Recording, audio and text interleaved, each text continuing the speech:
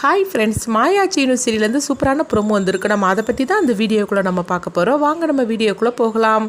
மாயாட்ட வந்து ஜானகி வந்து சொல்லிகிட்டு இருக்கிறாங்க. மாயா, அதாவது விநாயகர் சதுர்த்தி வரப்போதில்ல, அன்னைக்கு வந்து விநாயகர் சதுர்த்தி அன்னைக்கு பிள்ளையாருக்கு வந்து நம்ம வீட்டு நகை எல்லாத்தையும் போட்டு நம்ம அலங்காரம் பண்ணுவோம். அப்படி இருக்கும்போது அந்த நகையெல்லாம் கண்டிப்பாக வந்து அன்னைக்கு எடுத்துகிட்டு வர சொல்லுவாங்க. நம்ம என்ன பண்ண போகிறோன்னு தெரியல. அந்த நகையை கதிருக்கு உதவுன்னு சொல்லிட்டு தான் நான் கொண்டு அடகு வச்சேன். ஆனால் கடைசியில் கதிர்க்கும் உதவ முடியாமல் போய் போச்சுது. இப்போ என்ன பண்ணுறதுக்கோ தெரியல அப்படின்னு சொல்லிட்டு இருக்கும் போதே மாயா வந்து சொல்கிறாங்க, பெரியம்மா நீங்கள் கவலைப்படாதீங்க, எப்படியும் வந்து நம்ம அந்த ஃபங்க்ஷனை வந்து நல்லபடியாக முடிச்சிடலாம். அப்படிங்கவும், எப்படி மாயா முடியும், 10 லட்ச ரூபா பணம் இருந்தால் தானே அந்த நகையை நம்ம திருப்ப முடியும். அப்படிங்கவும், பெரியம்மா உங்கள் நிலைமை எல்லாமே புரியுது. இப்போ என்னால் அப்பாக்கிட்டேயும் பணம் வாங்க முடியாது.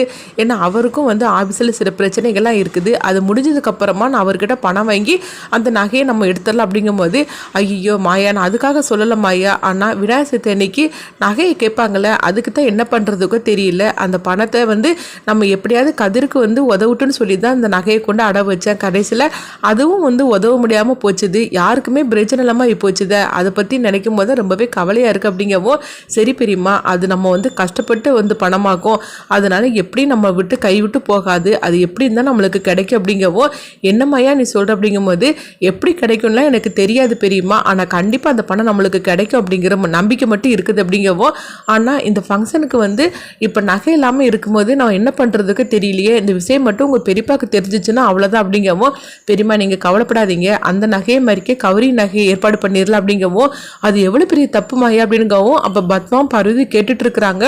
ஓஹோ, ஒரிஜினல் நகைக்கு பதில் டூப்ளிகேட் நகையை ஏற்பாடு பண்ண போறீங்களா, நான் விட்டுருவேன்னா என்ன அப்படின்னு பத்மா சொல்லும் போது, ஆமா நீ இந்த விஷயத்தை நம்ம விடக்கூடாது, இது பெரிய விஷயமாக்கி இவங்க 2 பேரையும் நம்ம அசிங்கப்படுத்தணும். அப்படிங்கவும், கண்டிப்பா பார்வதி நீ ஒன்றும் கவலைப்படாத அப்படிங்கிறாங்க. அடுத்துங்க பார்த்தோம்னா ஜானகி வந்து மாயா கிட்ட சொல்றாங்க, எனக்கு என்னமோ பயமாக இருக்குது அப்படின்னு சொல்லும் போது, பெரியம்மா நீங்கள் ஒன்றும் கவலைப்படாதீங்க, நீங்கள் கவலைப்படாமல் இருங்க, நான் பார்த்துக்கிறேன் அப்படிங்கிறாங்க. அடுத்ததாக பார்த்தோம்னா புவனேஸ்வரி ஒரு திட்டத்தை போடுறாங்க. அதுபடி பார்க்கும்போது ஜானகிக்கு ஒரு ஃபோன் வருது. அப்போ அவங்க சொல்கிறாங்க, அதாவது நீங்கள் இழந்த 10 லட்ச ரூபா பணம் என்கிட்ட தான் இருக்குது. அப்படிங்கவும், இதை கிட்டதுமே அவங்க அதிர்ச்சி அடைகிறாங்க. என்ன சொல்கிறீங்கன்னு கேட்கும்போது, அந்த பணம் உங்களுக்கு வேணும்னா நான் ஒரு லெட்டர் அனுப்புவேன், அந்த லெட்டரில் வந்து நீங்கள் எங்கே வரணும்னு சொல்லி நான் போட்டிருப்பேன், அதை படித்து பார்த்துட்டு நீங்கள் வாங்க அப்படின்னு சொல்லிட்டு அவங்க ஃபோனை வச்சுருந்தாங்க. இது எல்லாமே புவனேஸ்வரி போட்ட திட்டமாக தான் இருக்குது. எப்படியாவது ஜானகி அந்த இடத்துக்கு வரவழைச்சி நம்ம அவளை வந்து பெரிய சிக்கல்லாம் மாட்ட வைக்கணும் அப்படிங்கிறது தான் புவனேஸ்வரோட திட்டமாக இருக்குது. அடுத்து பார்த்தோம்னா ஜானகி வந்து இந்த விஷயத்தை பற்றி மாயா கிட்ட சொல்லவும், மாயா வந்து சொல்கிறாங்க, என்ன பெரியமா சொல்லிட்டு இருக்கிறீங்க, நம்ம 10 லட்ச ரூபா பணம் அந்த ஆளுக்கிட்ட இருக்குது. அப்படிங்கும்போது, ஆமாம் மாயா, நான் வந்து என்கிட்ட கொடுத்துருங்கன்னு சொன்னேன், ஆனால் அதுக்கு வந்து அவர் வந்து லெட்டர் நான் போடுவேன், அந்த லெட்டரில் வந்து எங்கே வரணும்னு சொல்லி எழுதியிருக்கோம், அந்த இது பற்றி தான் நீங்கள் வரணும்னு சொல்லிட்டாரு. அப்படிங்கவும், உடனே வந்து மாயா பார்த்தோம்னா போஸ்ட்மேன்ட்ட அந்த லெட்டரை பற்றி கேட்கும்போது, அவங்களும் ஜானகி அம்மாவுக்கு ஒரு லெட்டர் வந்திருக்குன்னு சொல்லிட்டு மாயா கிட்ட கொடுத்துருந்தாங்க. அடுத்து இங்க பார்த்தோம்னா வந்து ரகுராம தான் காட்டுறாங்க. அப்ப சிவா வந்து, அண்ணா நம்மளுக்கு ஒரு லெட்டர் வந்திருக்குன்னா அப்படின்னு சொல்லவும், இதை கேட்டதுமே ஜானகி பயப்பட ஆரம்பிச்சிருந்தாங்க. ஐயோ என்னது, அந்த ஆள் வந்து அனுப்பின லெட்டர் இவர் கையில கிடைச்சிருச்சு போலுக்கு அப்படின்னு சொல்லிட்டு இருக்கும் போதே ரகுராம் வந்து ஜானகி தண்ணி எடுத்துட்டு வா அப்படின்னு சொல்லவும், உடனே ஜானகி தண்ணி எடுத்துட்டு வராங்க. அப்ப ரகுராம் வந்து வீட்டு வாசல நின்றுகிட்டு அந்த லெட்டரை வந்து அவங்க பிரிக்கிறாங்க. ஜானகி பயத்தோடய வராங்க. ஐயோ லெட்டரை பிரிச்சுட்டாரு, இப்ப என்ன நடக்க போதோ தெரியலன்னு சொல்லிட்டு பயத்தோடு இருக்கும்போது பக்கத்தில் சிவாவும் நின்றுட்டு இருக்கிறாங்க. அப்போ ஜானகி வந்து தண்ணியை கொடுக்கவும், ரகுராம் பார்த்தோம்னா அந்த லெட்டரை படிச்சுக்கிட்டு ஜானகியை முறைச்சு பார்க்குற மாதிரி இருக்குது. இதனால ஜானகி பயத்தோடு இருக்கிறாங்க. ஐயோ அந்த லெட்டரில் இப்போ வந்து நம்மளை பற்றி தான் எழுதியிருப்பாங்க, இப்போ என்ன நடக்க போதோ தெரியல அப்படின்னு சொல்லிட்டு ரகுராம் பயத்தோடு இருக்கவும், உடனே வந்து ரகுராம் வந்து ஜானகிட்ட கேட்குறாங்க, என்ன ஜானகி அப்படின்னு சொல்லி கேட்கும்போது, உடனே ஜானகி உண்மை சொல்கிறதுக்காக வராங்க. அப்போ கரெக்டாக மாயை வந்து தடுத்து நிறுத்திடுறாங்க. பெரியம்மா வாங்க பெரியம்மா அப்படின்னு சொல்லவும், உடனே வந்து ஜானகி முடிச்சுட்டு இருக்கிறாங்க. அப்போ மாயை வந்து கண்ணை காட்டுறாங்க, லெட்ரு என்கிட்ட தான் இருக்குது அப்படின்னு சொல்லி கண்ணை காட்டவும் ஜானகி உடனே புரிஞ்சுக்கிட்டுதாங்க. அப்போ வந்து ரகுராம் கேட்குறாங்க, என்ன ஜானகி என்கிட்ட நீ சொல்கிறதுக்காக வந்து அப்படிங்கும்போது, இல்லைங்க ஒன்றும் இல்லைங்க அப்படின்னு சொல்லிட்டு ஜானகி வந்து அவங்க வந்து எப்படியோ சமாளிச்சிருந்தாங்க. அடுத்து பார்த்தோம்னா இது என்ன லெட்டர் அப்படின்னு ஜானகி கேட்கும்போது, அப்போ சிவா வந்து அவங்க அதாவது வேலை விஷயமா ஏதோ லெட்டர் அவங்க அனுப்பியிருக்காங்க அப்படின்னு சொல்லவும், உடனே ஜானகியும் அப்படியேன்னு சொல்லி கேட்டுட்டு இருக்கிறாங்க. அடுத்து பார்த்தோம்னா மாயா வந்து ஜானகி அழைச்சிட்டு போகிறாங்க. அப்போ வந்து ஜானகி வந்து மாயா கிட்ட கேட்குறாங்க, என்ன மாயா என்ன ஆச்சுது, இந்த லெட்டர் உங்க கையிலேயே கிடச்சிருக்கு. அப்படிங்கும்போது, ஆமாம் பெரியம்மா, நான் மட்டும் இப்போ வரலன்னா நீங்கள் ஏதாவது பெரியப்பா கிட்ட உளறி வச்சிருப்பீங்க. அப்படிங்கும்போது, ஆமாம் மாயா நீ சொல்கிறது கரெக்டு தான், அவர் அந்த லெட்டரை பார்த்துட்டு என்னை பார்த்தாரா, நான் வந்து நம்மளுக்கு வரக்கூடிய லெட்டர் தான் அவர் கையில் கிடச்சிருச்சுன்னு சொல்லிட்டு நானே உளறி வச்சுருப்பேன், நல்ல வேளை நீ கரெக்டான நேரத்தில் வந்த அப்படின்னு சொல்லவும் உடனே வந்து மாயா வந்து ஜானகிட்ட சொல்கிறாங்க, பெரியம்மா அந்த லெட்டர் இருந்தால் என் கையில் தான் கிடச்சிருக்கு, நான் போஸ்ட்மேன்ட் இருந்து வாங்கிட்டு வந்துட்டேன் அப்படின்னு சொல்லவும் உடனே பிரித்து படித்து பார்க்குறாங்க. அதில் வந்து கோயிலுக்கு வந்தேன்னா இந்த படத்தை வந்து நான் உனக்கு கொடுத்துருவேன் அப்படின்னு சொல்லிட்டு அதில் எழுதியிருக்கவும் இது கெட்டதுமே மாயா வந்து சந்தேகப்பட ஆரம்பிச்சிருந்தாங்க. பெரியம்மா எனக்கு என்னமோ சந்தேகமாக இருக்குது அப்படிங்கவும் அது மட்டும் இல்லாமல் தனியாக தான் வரணும் அப்படின்னு சொல்லிட்டு எழுதியிருக்கவும் இப்போ ஜானகி சொல்கிறாங்க, யாரானாலும் இருந்துட்டு போட்டு மாயா, எப்படியும் நம்மளுக்கு அந்த பணம் கிடச்சா போகிறோம் அப்படின்னு சொல்லிட்டு இருக்கவும், ஆனால் நீ வர வேண்டாம் மாயா, நான் மட்டும் தனியாக போயிட்டு வர அப்படிங்கும்போது என்ன பெரியமா நீங்கள் சொல்லிட்டு இருக்கிறீங்க, நீங்கள் தனியாக போனால் ஏதாவது பிரச்சனை வந்துட போகுது அப்படிங்கும்போது எங்கள் பாரு லெட்டரில் அப்படி தானே எழுதியிருக்குது, அதனால் நான் தனியாகவே போகிறேன் அப்படின்னு சொல்லவும் உடனே மாயாவும் சரி அப்படிங்கிறாங்க. அடுத்ததாக பார்த்தோம்னா ஜானகி வந்து அங்கே கோயிலுக்கு தனியாக போகிறாங்க. அங்கே போகும்போது பார்த்தோம்னா 4-5 பேர் சுற்றி வளைச்சிருந்தாங்க. அதே நேரத்தில் ரகுராமா அங்கே வந்துருந்தாங்க. வந்ததுமே அவங்க ஜானகியை காப்பாற்றிருந்தாங்க. எதுக்கு ஜானகி இந்த நேரத்தில் நீ தனியாக வந்த அப்படின்னு சொல்லிட்டு அவங்க எல்லாத்தையும் போட்டு அடித்து வெளுக்கவும் அப்போ வந்து மாயா வந்து இது எல்லாத்தையும் ஒளிஞ்சு நின்று பார்த்துட்டு இருக்கிறாங்க. ரகுராம் பார்த்தோம்னா ஜானகியை அவங்க எல்லாத்தையும் அடிச்சு போட்டு அவங்க வந்து அழைச்சிட்டு போகிறாங்க. அப்போ வந்து மாயா வந்து ஒளிஞ்சு நின்று பார்த்துட்ருக்கோம். அப்போ அந்த ஆளுங்க வந்து பார்த்தோம்னா புவனேஸ்வரிக்கு ஃபோன் பண்ணுறாங்க, மேடம் நீங்கள் சொன்ன மாதிரிக்கே அந்த ஜானகி அம்மா வந்தாங்க, ஆனால் ரகுராம் வந்து இப்படி எங்களெல்லாம் போட்டு அடித்து வெளுத்து வாங்கிட்டு ஜானகியை காப்பாற்றிட்டு போயிட்டாங்க அப்படிங்கவும் புவனேஸ்வரின்னு பேரை கெட்டதுமே மாயாவுக்கு புரிஞ்சிருது. அப்போ 10 லட்ச ரூபா பணம் புவனேஸ்வரி கிட்ட தான் நம்ம பணம் இருக்குது அப்படின்னு சொல்லிட்டு மாயாவுக்கு வந்து உண்மை தெரிஞ்சிருது. அடுத்த நாள் ஆனதுமே விநாயகர் சதுர்த்தி. அப்போ வந்து விநாயகருக்கு நகையெல்லாம் வந்து எடுத்துகிட்டு வா நம்ம போடலாம் அப்படின்னு சொல்லவும் உடனே வந்து ஜானகி வந்து என்ன பண்ணுறதுக்கு தெரியலையே அப்படின்னு சொல்லிட்டு அவங்க மாயாவை வேற காணலை, மாயா எங்கே போயிட்டான்னு தெரியலன்னு சொல்லிட்டு மாயாவை பார்த்துட்டே இருக்கிறாங்க.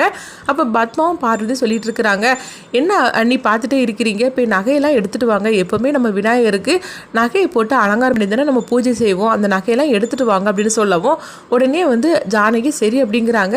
மாயாவை காணலையே என்ன பண்ணுறதுக்கு தெரியலன்னு சொல்லிட்டு இருக்கும் போது ஐயோ இப்போ என்ன பண்ணுறதுக்கு, மாயா வந்து கௌரி நகையெல்லாம் வாங்கிட்டு வரேன்னு சொன்னாலே அப்படின்னு சொல்லிட்டு அவங்க வந்து மாயாவே பார்த்துட்டு இருக்கவும் உடனே என்ன அண்ணி நானும் வந்து நகையை எடுத்துகிட்டு வர சொல்கிறேன், நீங்கள் என்னென்னா வாசலே பார்த்துட்டு இருக்கிறீங்க அப்படிங்கவும் இல்லை மாயா வந்து வரலையா, நம்ம வீட்டில் எல்லாருமே பூஜையில் இருக்கணும்ல அப்படிங்கவும் மாயா வர நேரத்துக்கு வருவா, நீங்கள் போய் நகையை எடுத்துகிட்டு வாங்க அப்படின்னு சொல்லவும் உடனே வந்து அவங்க ரகுராமும் சொல்கிறாங்க, ரகுராமோட அம்மாவும் சொல்கிறாங்க, ஆமாம் ஜானகி நீ போய் நகையெல்லாம் எடுத்துகிட்டு வா, பூஜைக்கு நம்ம எல்லாம் ரெடி பண்ணலாம், அப்போ மாயா வருவா அப்படின்னு சொல்லவும் உடனே ஜானகி சரின்னு சொல்லிட்டு ரூமுக்கு போகிறாங்க. உடனே பத்மா வந்து சிரிக்க ஆரம்பிச்சிருந்தாங்க, அந்த மாயா இப்போ கவரிங் நகையோட வருவா, நம்மகிட்ட கையங்குளமா அவன் மாட்டிக்க போறா அப்படின்னு சொல்லிட்டு இருக்கும்போது ஜானகி வந்து அவங்க மாயாவுக்கு ஃபோன் பண்ணுறாங்க. உடனே மாயா வந்து சொல்கிறாங்க, பெரியம்மா நான் பின்பக்கமாக வந்துட்டு இருக்கிறேன், நீங்கள் கதவு திறந்து விடுங்க அப்படின்னு சொல்லவும் உடனே வந்து ஜானகி அங்கே போகிறாங்க. அப்போ பார்க்கும்போது அவங்க பாக்ஸில் நகையோட வரவும் ரகுராம் குரல் கொடுக்கவும் உடனே வந்து ஜானகி வந்து அந்த நகையை வந்து வாங்கிட்டு வந்துருந்தாங்க. அதுக்கு மேலே வந்து ஜானகி மாயாவும் ஒருத்தருக்கு ஒருத்தர் பேசுறதுக்கு கூட டைம் இல்லாமல் இருக்கவும் ஜானகி வந்து அந்த நகையோட வந்துருந்தாங்க. அதாவது கவரிங் நகை நினச்சிக்கிட்டு அவங்க விநாயகருக்கு போடுறதுக்காக வரவும் உடனே வந்து பார்த்தோம்னா விநாயகருக்கு போட்டுட்டு இருக்கிறாங்க. அப்போ பத்மா வந்து கேட்டுட்டு இருக்கிறாங்க, என்னது இந்த நகையெல்லாம் வந்து ரொம்ப பளிச்சுன்னு இருக்குது, கவரிங் நகை மாதிரி இருக்கு அப்படிங்கவும் உடனே ஜானகி வந்து பதட்டமாயிருந்தாங்க, ஐயோ இது என்னது பத்மா கண்டுபிடிச்சிட்டா போலுக்கு அப்படின்னு சொல்லிட்டு அவங்க பதட்டமடையவும் அப்போ ரகுராமா அவங்க ரகுராமோட அம்மாவும் பார்க்குறாங்க, என்ன பத்மா உளறிக்கிட்டு இருக்கிற, இதெல்லாம் நம்ம பாரம்பரிய நகையாகும், நீ தேவையில்லாமல் அந்த மாதிரிலாம் நீ பேசிகிட்டு இருக்காது அப்படிங்கவோ, இல்லைம்மா எனக்கு என்னமோ சந்தேகமாக இருக்குதுமா அப்படிங்கவோ, இங்கே பாரு தேவையில்லாமல் இந்த மாதிரி பேசிகிட்டு இருக்காது அப்படிங்கும்போது இப்போ சிவாமணியும் அவங்களும் திட்டுறாங்க. அப்போ உடனே பார்த்தோம்னா ரகுராம் வந்து சொல்கிறாங்க, என்ன பத்மா எதுக்காக இந்த மாதிரி பேசுகிற அப்படிங்கும்போது பார்வதி சொல்கிறாங்க, ஆமாம் மாமா அந்த நகையெல்லாம் பார்க்கும்போது ரொம்ப பளிச்சுன்னு இருக்குது, எனக்கு என்னமோ சந்தேகமாக இருக்குது அப்படிங்கவும் உடனே வந்து சரி அதாவது நகையை செக் பண்ணி பார்ப்பாங்களா, அவங்கள வர சொல்கிறேன் அப்படிங்கவும் இது கேட்டதுமே ஜானகி அதிர்ச்சி அடைகிறாங்க. அவர் வந்ததுமே இந்த நகையை செக் பண்ணி பார்க்குறாங்க. பார்த்ததுமே இது எல்லாமே வந்து அசல் தங்க நகை தான் அப்படிங்கிறாங்க. இது கிட்டதுமே அவங்க அதிர்ச்சி அடைகிறாங்க. உடனே வந்து மாயா சொல்கிறாங்க, இந்த நகையெல்லாம் பழசாக இருந்தது, அதனால பெரியம்மா வந்து என்கிட்ட பாலிஷ் பண்ணிட்டு வர சொன்னாங்க அப்படின்னு சொல்லவும் இது கிட்டதுமே உடனே வந்து பத்மாவும் பார்வதியும் அதிர்ச்சி அடைகிறாங்க. ஜானகிக்கு ஒன்றும் புரியல, கௌரி நகை தானே வாங்கிட்டு வரேன்னு சொன்னா, இது என்னது தங்க நகை வாங்கிட்டு வந்திருக்கிறா, என்ன நடந்துன்னு தெரியல அப்படிங்கவும் உடனே மாயா வந்து கண்ணை சுமிட்டுறாங்க. அடுத்து பார்த்தோம்னா பூஜையெல்லாம் நடந்து முடிஞ்சதுக்கப்புறமா மாயா வந்து சொல்கிறாங்க, பெரியம்மா 10 லட்ச ரூபா பணத்தை நம்மகிட்ட இருந்து எடுத்தது வேற யாரும் இல்லை, இந்த புவனேஸ்வரி தான் அப்படின்னு நடந்த கதையெல்லாம் சொல்லிட்டு இருக்கிறாங்க. அடுத்தவங்க பார்த்தோம்னா வந்து மாயா வந்து வாமிட் பண்ணுறாங்க. மாயா வந்து வாமிட் பண்ணுறதுமே அவங்க அங்கே இருந்து ஓடி வராங்க. என்ன மாயா என்னாச்சு அப்படிங்கும் போது உடனே பத்மா சாரு பார்வதி எல்லாருமே வந்துருந்தாங்க. வந்ததுமே உடனே என்னாச்சு அப்படின்னு சொல்லி கேட்டுட்டு இருக்கவும், போங்க எனக்கு வெக்கமா இருக்கு சொல்றதுக்கு அப்படின்னு மாயா சொல்லவும், என்ன நடக்குது ஒண்ணுமே புரியல அப்படின்னு சீனு கேட்டுட்டு இருக்கவும், என்னங்க பண்றதெல்லாம் பண்ணிக்கிட்டு இந்த மாதிரி கேட்டுட்டு இருக்கிறீங்களே, நீங்க அப்பாவாக போறீங்க அப்படின்னு அப்படின்னு சொல்லவும் இது கேட்டதுமே பத்மாவுக்கு தூக்கி வாரி போடுது. சாருவுக்கு அதோட அதிர்ச்சி அடைகிறாங்க. என்ன சித்தி இவ சொல்லிட்டு இருக்கிற, கர்ப்பமா இருக்கிறேன்னு சொல்லிட்டு இருக்கிற அப்படிங்கவும் உடனே பத்மா வந்து கேட்டுட்டு இருக்கிறாங்க. நீ சொல்றதெல்லாம் உண்மையானு சொல்லி கேட்கும்போது இதுல யாராவது பொய் சொல்லுவாங்களா அத்தை அப்படின்னு சொல்லிட்டு இருக்கிறாங்க. அடுத்துதான் என்ன நடக்க போகுதுன்னு சொல்லி வெயிட் பண்ணி பார்க்கலாம்.